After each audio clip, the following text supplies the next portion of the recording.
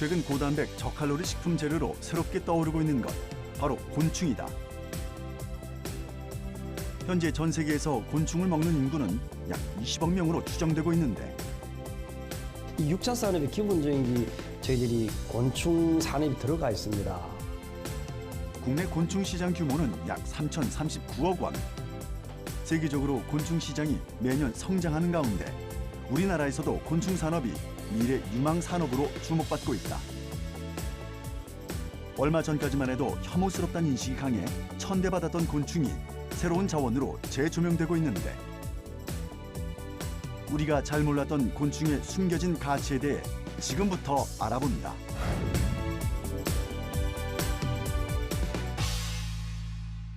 곤충을 식품이나 사료, 화장품 원료 등으로 사용하는 곤충 산업이 농촌의 새로운 소득원으로 부상하고 있습니다.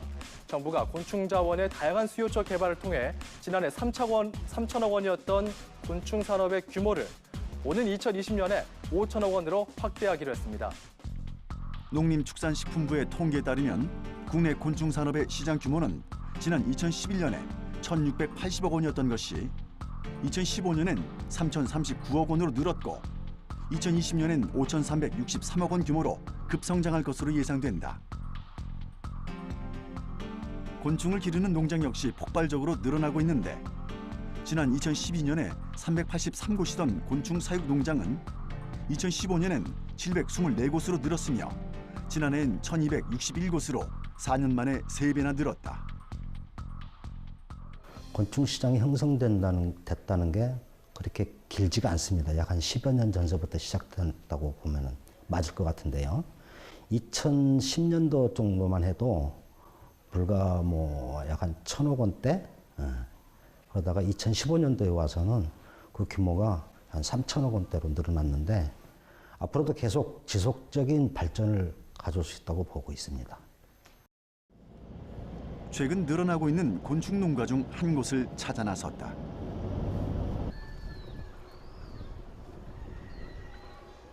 경북 문경 산양면. 산속에 자리 잡은 한 농가. 그런데 농가에서 가장 먼저 볼 수 있었던 건 곤충이 아니라 바로 닭들이었는데 혹시 잘못 찾아온 건 아닐까 의심이 들었다. 바로 그때 닭의 모이를 챙기기 위해 나온 농장 주인을 만날 수 있었다. 한눈에 보기에도 꽤 많은 수의 닭들. 다른 농가와 달리 닭들은 산 여기저기를 자유로이 오가며 주인이 주는 먹이를 받아 먹었는데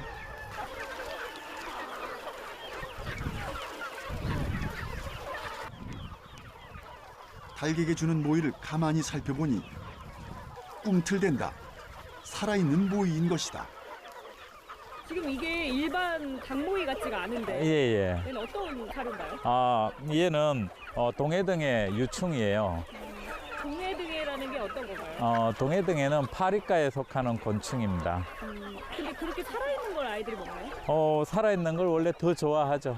말린 것보다는 영양도 더 충분하고요. 이게 바로 닭들이 가장 좋아하는 먹이라고 하는데 동해등해라는 곤충의 애벌레다. 파리목 동해등해과에 속하는 동해등해는 더러운 환경에서도 살 수 있는 강한 항생 물질을 갖고 있으며 한 번에 약 1,000개의 알을 낳을 수 있어 번식력도 좋은 곤충이다. 지금 여기 닭이 몇 마리인데 또 양을 먹나요? 하루에 저희가 총 6,000마리 애들한테 하루에 이렇게 살아있는 생충으로 한 40kg 정도 뿌려주고 있어요.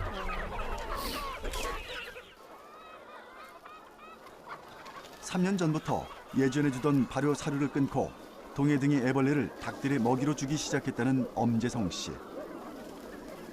동해등해를 먹게 된 닭들은 예전에 비해 각종 질병에서 훨씬 자유로워졌다고 한다. 처음에는 키우고 나서 질병도 오고 호흡기도 걸리고 했었어요, 애들이. 근데 그 얘네를 먹고 난 뒤부터는 집단 폐사하거나 호흡기 병이 오거나 하는 게 거의 드뭅니다. 이 농가 닭들의 건강의 비밀은 바로 살아있는 동해등이를 먹이로 쓴다는 것. 엄지성 씨는 닭 사육을 위해 직접 동해등이를 키우고 있다. 일반 사료에는 대체적으로 GMO 성분이 많이 들어간 옥수수나 콩이 대부분인데 저는 이제 그것을 애들한테 먹이기가 싫어서 이렇게 동해등해를 직접 생산을 해서 애들한테 주면 천연 항생제 물질이 많이 나오기도 하고 또한 단백질원이 곡물에 들어있는 단백질원보다는 아주 우수한 성분들이 많아서 그래서 이렇게 직접 생산해서 애들한테 주고 있습니다.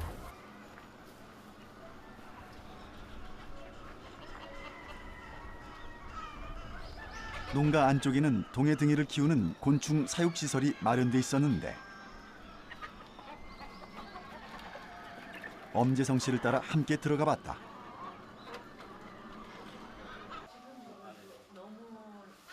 약 330제곱미터, 100여 평 규모의 이 사육실에서는 약 600만 마리의 동해등해가 사육되고 있다. 바로 여기 꿈틀거리고 있는 것들이 동해등해의 애벌레. 그렇다면 이 동해등해는 뭘 먹고 사는 걸까? 얘네들은 좀 특이하게도 음식물 찌꺼기를 먹고 사는 애들이죠. 아, 우리가 그냥 사람들이 먹고 버리는 음식물 쓰레기를 얘네들이 먹는 건가요? 네, 맞습니다. 네.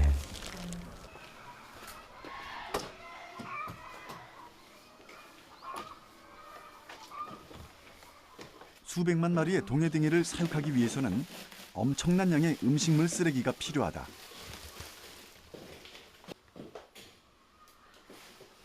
이를 위해 농장에서는 이 지역의 학교 급식소와 연계해 매일 음식물 쓰레기를 수급받고 있다. 하루에 보통 800kg에서 1톤 사이 들어오고 있습니다. 그럼 먹이로선 충분한 양인가요? 아니죠. 얘네가 원래 다 먹을 수 있는 키로는 하루에 1.5톤 정도가 들어오면 충분히 먹고 조금 남는 정도예요. 음식물 쓰레기의 양은 그때그때 달라지기 때문에 동해등이의 먹이가 되는 음식물 쓰레기의 양에 따라 개체수를 조절해가면서 사육하는 게 관건이다. 음식물 쓰레기를 친환경적으로 처리해줘 환경정화곤충으로도 불리는 동해등이. 동해등이의 애벌레가 하루에 먹어치우는 음식물은 약 2g으로 번데기가 되기까지 처리하는 양이 21g 정도 된다. 친환경적으로 음식물을 처리를 하고 또 그 처리한 부분의 유충들은 사료를 대체시킬 수 있는 자원으로도 쓸 수가 있고 또 다 먹고 난 애들은 또 우리 다시 또 자연으로 돌아가서 거름이 되고 하니까 아주 자연 친화적인 처리 방식이죠. 동해등이의 쓰임은 이뿐만이 아니다. 음식물 처리를 하는 유충을 잘 건조시키면 닭이나 오리가 아주 좋아하는 고단백 사료가 된다. 대표님 지금 여기는 어떤 네. 장소인가요? 여기는 아까 그 유충 애들이 사령일 때 건조를 시켜서 가지고 와서 우리 청개닭들 사료를 만드는 곳입니다. 이 농가에서 하루에 생산되는 동해등의 유충은 약 70kg. 그중에 20%는 생충으로 닭들의 먹이로 쓰고 약 40% 정도는 이렇게 건조시켜 사료로 만든다. 일반 사료에 비해 가격은 1.5배가량 비싸지만 GMO 성분이 들어있지 않은 건강한 사료다. 보통 이 동해등해라는 애들이 다 크면 키틴 성질 때문에 소화가 안 되는 내용이 있어요. 그래서 저희가 4령에서 5령 넘어가는 단계에 건조를 시키고 그다음에 GMO 성분이 전혀 들어가지 않는 이런 천연 우리 곡물들이죠. 곡물들이랑 부산물들을 이용을 해서 그렇게 사료를 따로 만들고 있습니다. 농가와 연계된 7개의 협업체를 통해 전국에 있는 닭과 오리 사육농가로 판매되고 있는 동해등의 사료. 한 달이면 무려 30톤의 동해등의 사료가 각 지역의 농가로 나가고 있다.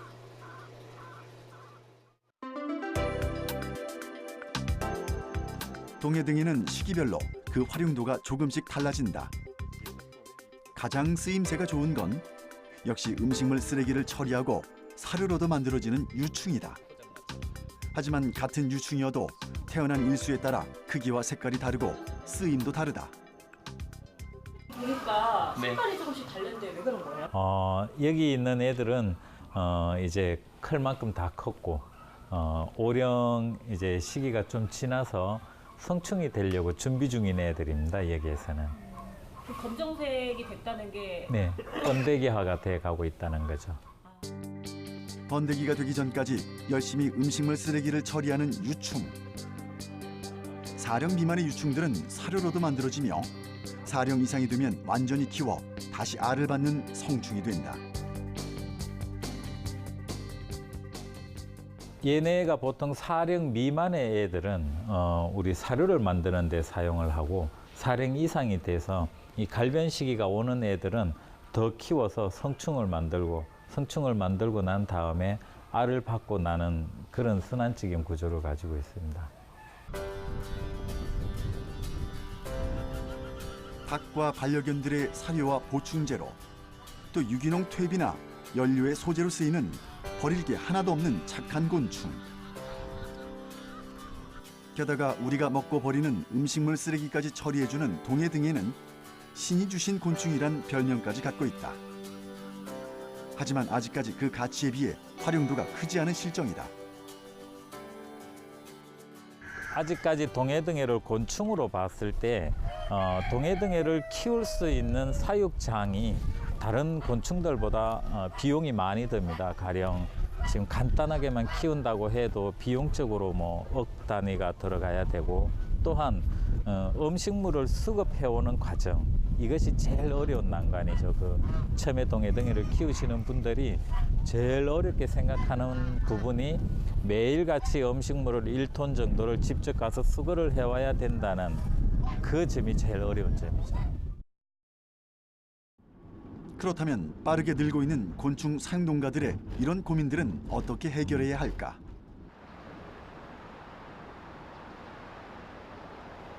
충북 청주에 있는 곤충자원연구소를 찾았다.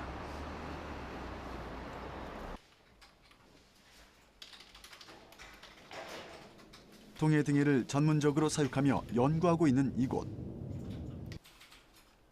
먼저 동해등해가 어떤 곤충인지 다시 한번 알아보기로 했다.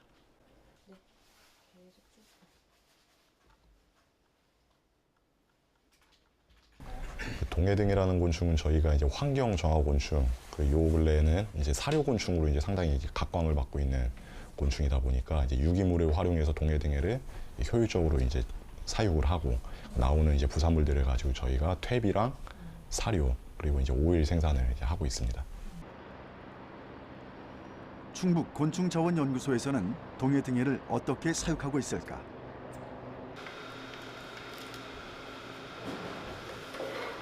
이곳이 바로 동해등해를 전문적으로 사육하는 곳이라고 하는데 우리가 알고 있는 사육장의 모습과는 조금 달라 보인다. 이 동해등해 사육기 안에서는 이 동해등해 애벌레가 살 수 있는 그런 온도와 습도를 이제 일률적으로 이제 365일 맞춰줘서 이제 생산성을 좀 더 앞당기는 그런 사육 설비라고 이제 보시면 될 것 같습니다. 계절에 상관없이 동해등해를 전문적으로 사육할 수 있는 전용 사육시설. 좁은 공간에서 높은 생산성을 낼 수 있게 설계됐다. 서랍처럼 생긴 이 사육기 한 대에서 처리할 수 있는 음식물의 양이 생각보다도 많다. 한 대의 음식물이 하루에 약 50kg에서 80kg 정도 이제 들어간다 보시면 되고 생산되는 게 한 달에 한 100kg 정도 유충이. 사육기 안에선 동해등해가 잘 자라고 있을까? 건강하게 꿈틀대며 존재감을 과시하는 녀석들. 이제 동해등해가 이제 실질적으로 유기물을 처리하고 그리고 이제 다 큰 다음에 동물 사료로 쓰는 이 동해등해 애벌레가 이제 이런 하얀 것들이고요. 그리고 이제 다 큰 이제 노숙 유충이라고 보시면 될 것 같습니다. 이 기간 때 조금만 더 지나면 번데기가 돼서 이제 성충이 되는 그런 과정을 거치고 저희는 보통 2단계에서 다 전부 세척하고 건조해서 사료로 이제 쓰이게 됩니다. 음식물 쓰레기 자원화 시설에서 공급받아 만드는 동해 등의 전용 먹이. 이곳에선 하루에 최소 500에서 800kg의 음식물로 만들어진 습식 사료가 처리된다. 보통 하루에 한 번씩 먹이를 이렇게 지속적으로 매일매일 주고요. 얘들이 매일매일 먹이를 잘 먹어야지 이런 생산성이 향상이 되거든요. 그래서 하루에 여기서 처리되는 이 지금 회색 케이지 기준으로 해서 하루에 한 3kg에서 4kg 정도씩 매일매일 공급이 된다고 보시면 될 것 같습니다. 음식물이 주 먹이원인 동해 등에 이곳에서 실험한 결과 동해 등의 약충 약 1.5kg을 넣은 상자의 송어 슬러지, 회사 송어, 염장 배추는 24시간 만에 다 사라졌다. 365일 동해등이를 사육할 수 있는 기기에서는 매일 동해등이가 태어나고 자라는 과정을 확인할 수 있다. 이 동해등의 산란장에서 이제 가져온 이 애벌레 알입니다. 동해등의 알. 이 알을 가지고 이제 밑에 유기물을 깔아놓고 이 알들이 부화되면 바로 먹이 활동을 할 수 있게 만들어 놓은 이제 부화 배지라고 보시면 될 것 같아요.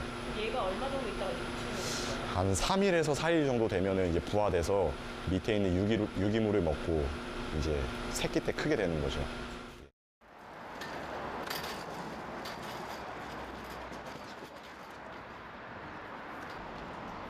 야외에 마련된 동해 등의 산란장.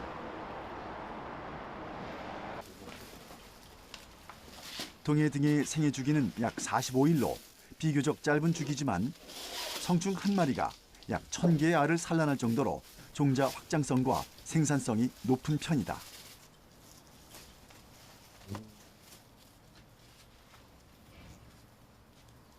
여기서 이 산란장에다 성충을 풀어야지 얘들이 여기서 이제 교미를 하고 산란을 하면서 저희가 다시 이제 알을 수확을 할 수가 있어요.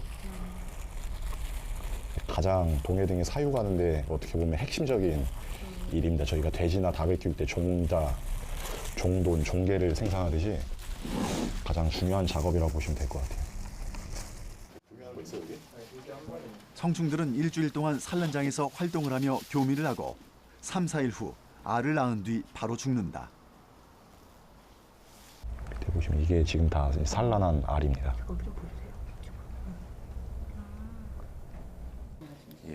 알을 낳은 뒤 죽은 사체들은 따로 모아서 가공 처리를 거쳐 다시 사료로 활용한다. 그야말로 버리는 게 하나도 없다.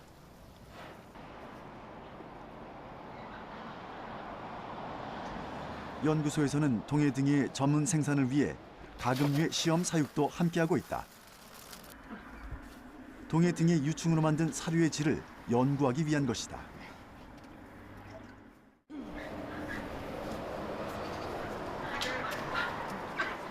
이 사료들을 오리나 닭에게 정기적으로 공급하면서 이것을 먹었을 때와 안 먹었을 때 몸무게의 변화나 육질의 변화 등을 관찰하는 것이다.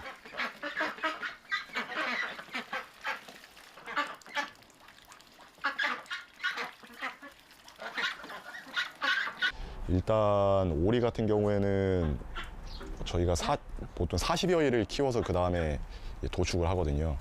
근데 그 40여일 되는 그 마지막 도축하는 날에 정해진 그 몸무게 킬로그램이 있습니다. 근데 그거보다 지금 그 상한선의 그 킬로그램을 40여일보다 더 빨리, 그러니까 더 성장이 빠른 거죠. 그러니까 이 오리 사육에서도 성장이 빠르다는 건 결국 생산성이고 그런 부분에 상당히 지금 강점이 나오고 있고, 그리고 육질 자체가 좀 더 이제 부드러운, 쉽게 얘기하면은 사람이 먹기 좋게 부드러운 이제 그런 육질들을 가지고 있어요. 항균, 항생 성분이 뛰어나고 고단백질인 동해 등에는 이미 다양한 제품으로 만들어져 시중에서 판매되고 있다. 건조된 동해 등의 분말로 만든 반려동물 영양제나 오일, 사료의 수요자도 꾸준히 늘고 있다. 농업에서 활용할 수 있는 하나의 그런 큰 축이 될 수 있을 거라고 생각이 들어요. 그래서 요새 유행하는 한 가지 농업, 작물만 해서는 사실 이게 소득이라든지 그런 생계에 어려움이 있으니까 뭔가 융복합하는 그런 농업들이 상당히 각광받고 있는데 뭐 6차 산업, 4차 산업도 마찬가지고요. 그런 부분에서 이 곤충을 활용한 동해등해를 활용한 그런 복합 영농이 상당히 또 이제 좀 가치가 있다고 생각이 듭니다. 또 다른 곤충 사육 농가를 찾아가 보았다.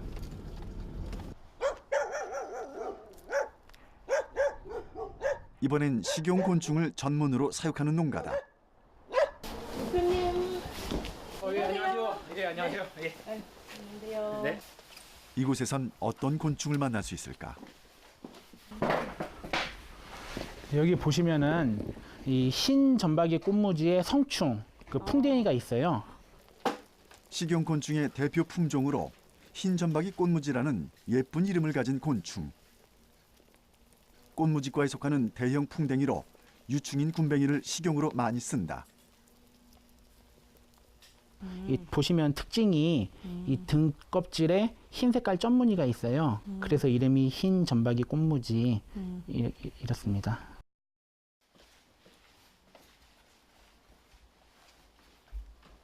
예, 알에서 막 태어난 사이즈고요. 이건 아직 알이에요. 하얀 거는. 이게 알. 이게 막 태어난 1형 사이즈의 군뱅이고요. 여긴 아직 이게 다 큰 겁니다. 이렇게. 이게 군뱅이 알입니다. 군뱅이 알. 부화한 뒤 제1회 탈피까지의 기간을 1년이라고 하는데 지금 보는 게 1년 군뱅이다.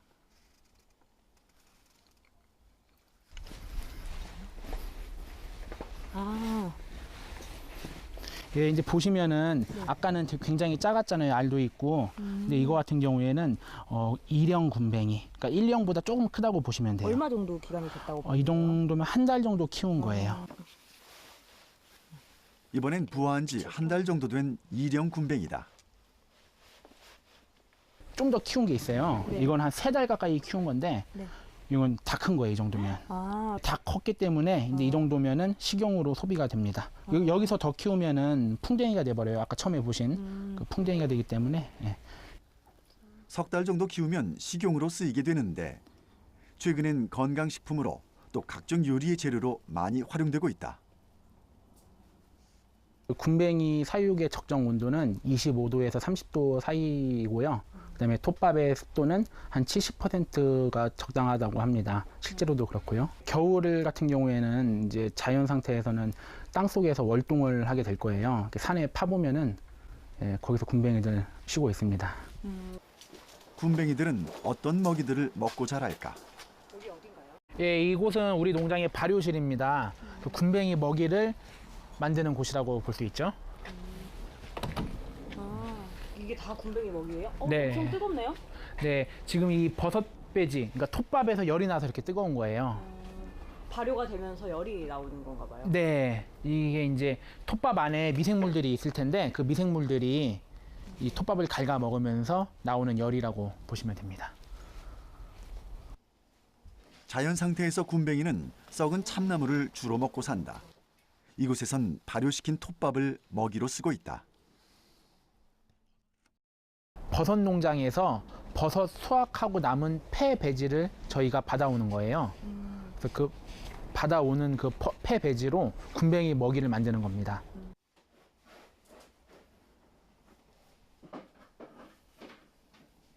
사육실에는 약 1,500개의 상자가 있는데 이곳이 바로 군뱅이들의 집이다.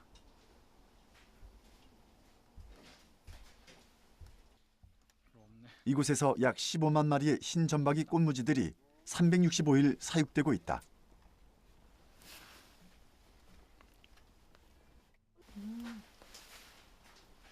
사육실 한켠에는 흰 점박이 꽃무지들이 산란을 하는 장소가 따로 마련돼 있는데 보통 열흘 간격으로 알을 받고 있다. 여기 이렇게 하얀 게 이게 알이거든요. 이렇게 이게 알입니다. 여기가 이게 이제 1년 군뱅이도 같이 섞여 있고요.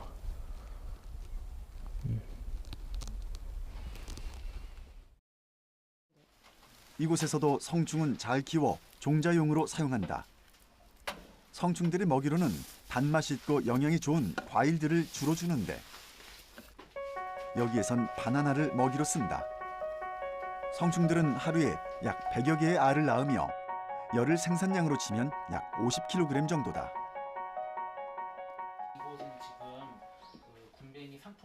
그렇다면 군뱅이들은 어떤 과정을 거쳐서 식용으로 쓰이게 될까? 이 작업은 그 건조 군뱅이 제작을 위해서 약 3일 동안 그 군뱅이 몸속에 있는 톱밥이라든지 배설물을 배설시키는 절식 과정입니다. 군뱅이 체내에 있는 톱밥이나 배설물을 빼내기 위해 가장 먼저 절식 과정을 거친다.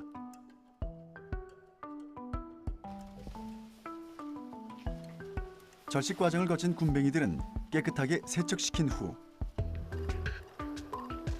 뜨거운 물에 넣어 다시 살균 처리를 한다.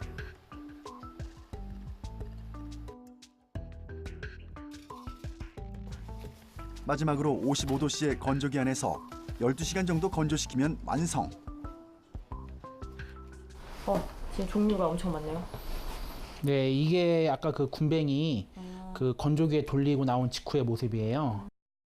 살아있는 군뱅이 1kg을 말리면 약 200g의 건조 군뱅이가 나온다. 드셔보세요.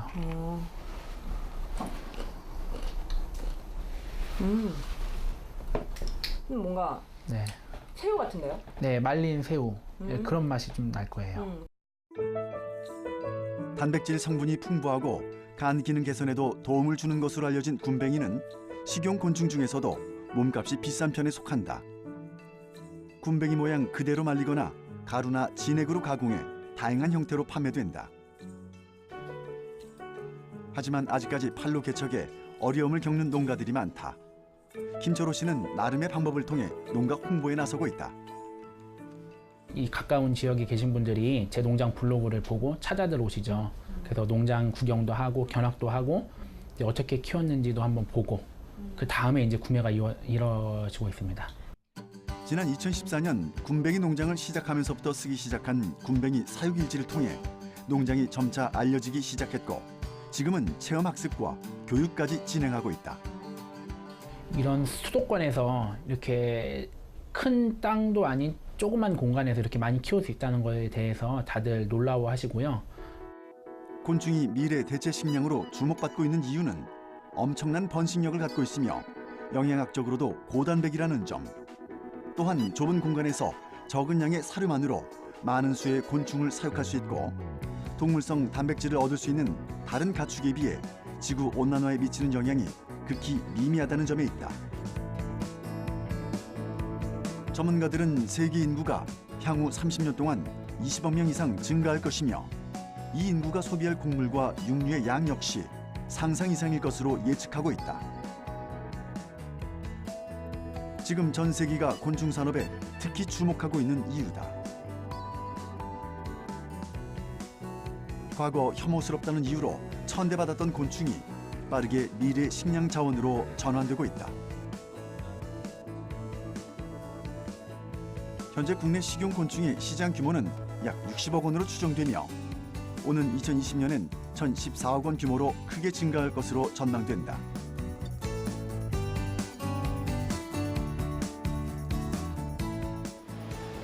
대구광역시에 있는 한국곤충산업연구개발원.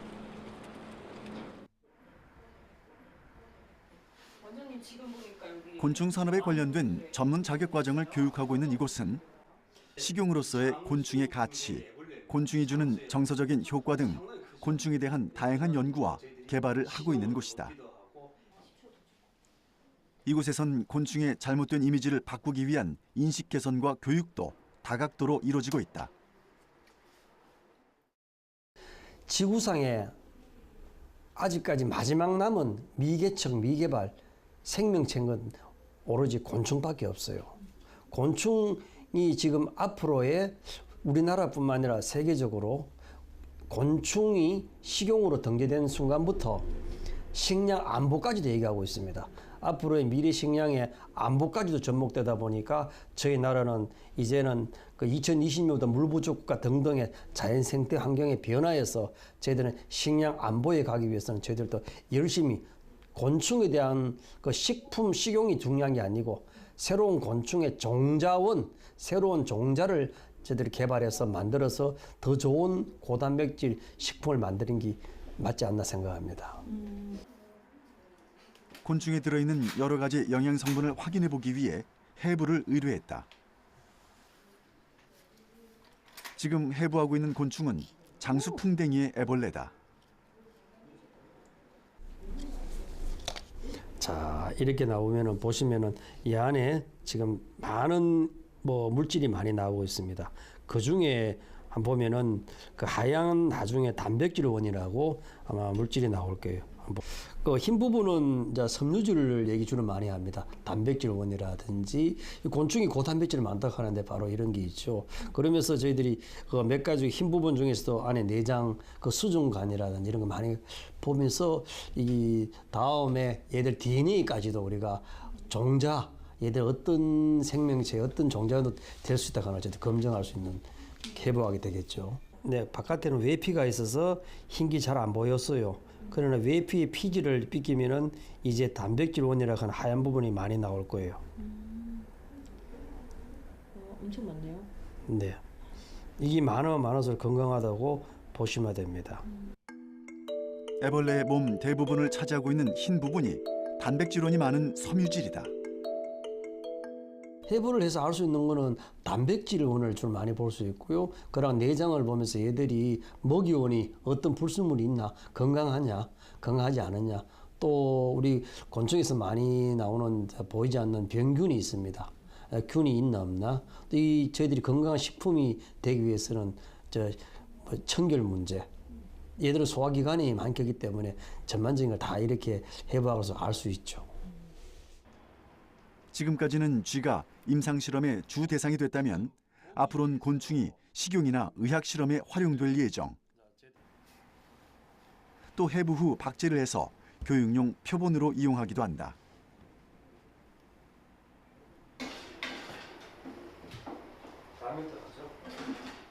식용연구소에서는 곤충 전문 요리 연구사들이 굼벵이나 귀뚜라미, 밀웜 등 각종 식용곤충을 활용한 요리 레시피를 개발, 연구하고 있다. 갈색 저고리 애벌레는 고소한 라면 과자로, 흰 점박이 꽃무지 굼벵이는 밀가루 반죽과 튀김가루에 묻혀 튀겨내면 꽃뱅이 탕수육으로 변신.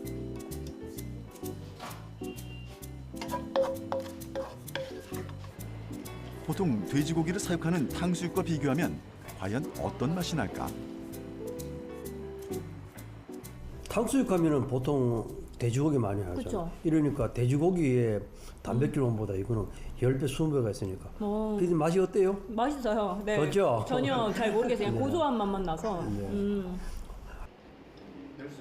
풍부한 영양과 기능성 물질이 들어있어 슈퍼푸드로 꼽히기도 하는 곤충. 우리나라에서도 식용곤충에 대한 관심은 커지고 있지만 아직까지 많은 사람들에게 외면받고 있는 것이 현실이다.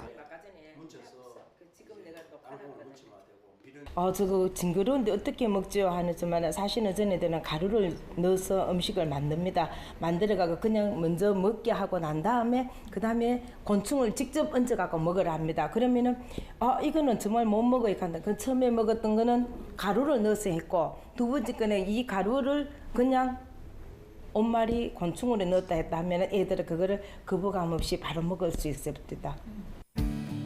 그동안 요리 연구사들은 곤충이 갖고 있는 거부감을 없애기 위해 다양한 요리법을 연구하고 개발했다.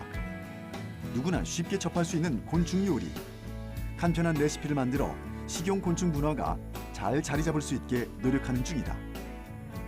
첫째, 맛도 중요하지만 식감도 중요하지만은 쉽게 만들어서 먹을 수 있는 그 요리 과정입니다. 예, 이러한 것들로 인해 가지고 이제 우리 많은 분들이 쉽게 요리를 해 먹음으로써 이제 어린이 영양 간식이나 이제 남녀노소 할 거 없이 편안하게 해 먹을 수 있는 우리 식용 곤충 요리의 한 문화인 것 같습니다.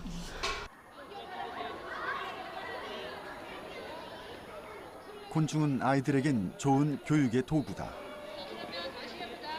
선생님 암컷도 올려놔요. 그래 맞아 암컷이 있어요. 경기도 시흥에 있는 한 초등학교에선 교과 학습 중에 곤충 체험 수업을 넣어 아이들이 직접 곤충에 대해 느끼고 알아갈 수 있게 하고 있다. 일주일 동안 키운 거 아니에요? 일주일은 더 됐어요. 키워보니까 어때요? 친구가 된 것 같아요. 안 무서워요? 네. 귀뚜라미를 키우고 관찰하는 것은 아이들의 심리에도 좋은 영향을 준다. 실제로 반려동물 돌보기처럼 곤충을 키우고 돌보는 활동이 정서적 안정에 긍정적으로 작용한다는 연구 결과도 있다. 오늘 귀뚜라미랑 보니까 어땠어요? 귀뚜라미 징그러웠어요. 징그러웠어요? 다음 주에 귀뚜라미 가져가서 키워야 되는데 어때요? 그래도 뭐 가져가서 키워야죠.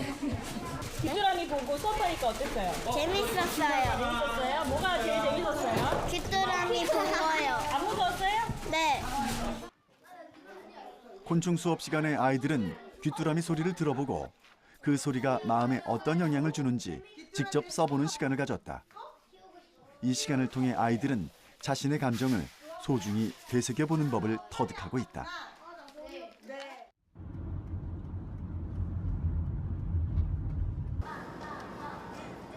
마지막으로 경기도 여주에 있는 한 곤충 체험 박물관을 찾았다. 이렇게 숨어 있어요. 애벌레 많아요? 녀석에 20마리 숨어 있어요. 20마리. 찾아도 돼요? 원래 여기는요 흙 파듯이 이렇게 다 찾는 거야. 애벌레를 한번 찾아보세요. 곤충 체험 학습이 한창 진행 중인 박물관.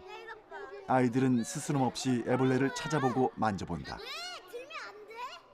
여기는 눈으로 보는 것보다는 손으로 만지고 막 느껴보고 이런 게 중점이 되고 있어요. 그래서 곤충 약하니까 살살 만지는 것, 그러니까 생명의 소중함이죠. 미물의 생명의 소중함, 그리고 이들의 한살이나 이런 걸 알려주면서 이들이 어떻게 성장을 하고 알부터 애벌레에서 성충까지 그 변화해가는 과정을 보여줌으로 이 친구들의 생활사를 자세히 관찰할 수 있게 하는 것이 제가 여기에서 가르치는 목표입니다. 얘네가 다 크면 뭐가 될까요? 장수풍뎅이. 장수풍뎅이가 되겠죠? 저쪽에 가보세요. 저쪽으로. 살아있는 거예요? 살아있는데 얘네도 만져봐도 되는데 얘네는 조심해야 될 게 딱 하나가 있어요. 뭐냐면은 뿔은 괜찮아요. 턱하고 이거 있지 이거. 턱하고 이빨도 없어서 물지 않아요. 그래서 안 아픈데 하나만 조심해야 돼요. 그게 뭐냐면은 발톱이요 낚싯바늘이에요. 이렇게 돼 있어요. 이렇게. 애벌레에서 성충까지 변하는 과정도 보고 살아있는 곤충을 직접 만지고 살펴보면서 곤충이 무섭거나 징그러운 것이 아니라 친근한 생명이라는 걸 알아가는 아이들. 처음 봤을 때부터 안 무서웠어요? 네. 정말 무서웠어요. 근데 지금은 어때요? 그럼 얘 이름이 뭔지 알아요? 이름은 장수풍뎅이. 장수풍뎅이. 그럼 얘 만지니까 지금 느낌이 어때요? 근데 안 무서워요? 네, 별로 안 무서워요. 그럼 보니까 지금 얘 어떻게 생긴 것 같아요? 얘 뭔가가 컵펄스 올리는 거 같아요.